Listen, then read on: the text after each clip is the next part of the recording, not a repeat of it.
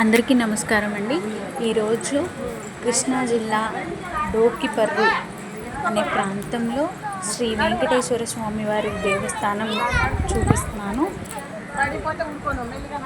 మేమైతే శనివారం రోజు వెళ్ళామండి. ఆషాఢ మాసంలో వచ్చే 3వ శనివారం రోజు వెళ్ళాము.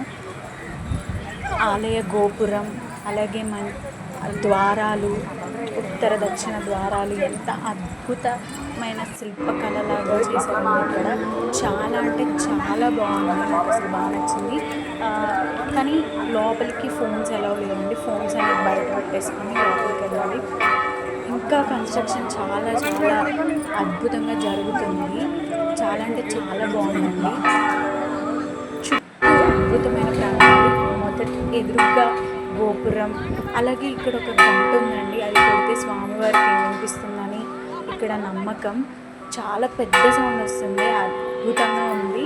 చుట్టూ గుడి చుట్టూ వినిపిస్తుంది. అక్కడ గంట కొడుతుంటే చుట్టూ వినిపిస్తుంది.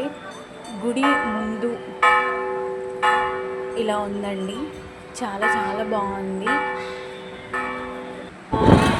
మచిలీపట్నానికి దగ్గరలో, అలాగే మచిలీపట్నం విజయవాడ హైవే రోడ్ నుంచి నిడుమోలు అనే గ్రామం నుంచి వెళ్తుంటే ఇక్కడ డోకిపర్రు అనే ప్రాంతంలో ఈ గుడి ఉందండి. చాలా బాగుంది.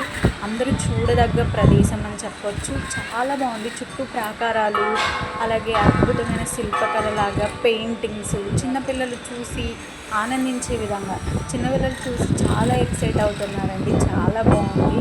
పరిగెత్తి వెళ్ళి చూడడం చాలా బాగుంది.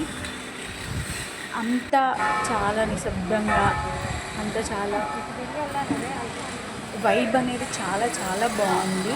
ఇక్కడ ముందు వెనక చుట్టూ కూడా ఒక చిన్న చిన్న గుడులు, చిన్న చిన్న ప్రాకారాలు, అలాగే గుడి ప్రాంగణంలో వెంకటేశ్వర స్వామి నామాలు చాలా చాలా బాగున్నాయి. అలాగే ఇక్కడ చాలామంది 7 వారాలు వెంకటేశ్వర స్వామి దగ్గరికి వెళ్ళినట్టే ఇక్కడ కూడా 7 వారాలు వచ్చి స్వామివారి దర్శించుకుంటూ ఉంటారు. పిండి దీపాలు చేయడం చాలా అంటే చాలా బాగుంది. చుట్టూ కూడా ఈ విధంగా ప్రకృతి, పచ్చదనం, అలాగే స్వామివారి నామం, ఉత్తర దక్షిణ ద్వారాలు,